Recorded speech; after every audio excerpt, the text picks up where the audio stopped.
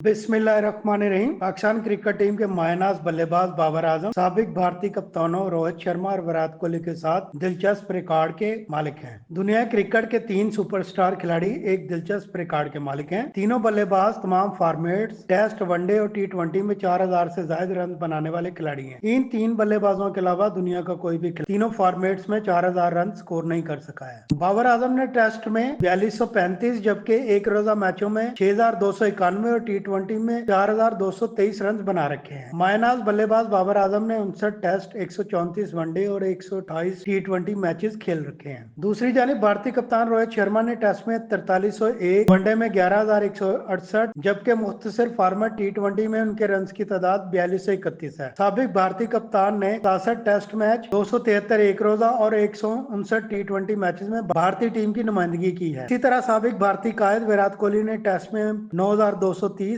एक रोजा मैचों में 14181 और T20 में 4188 रन बना रखे हैं। कोहली ने भारत की जानिब से 123 टेस्ट, 302 वनडे और 125 T20 मैचेस खेले हैं।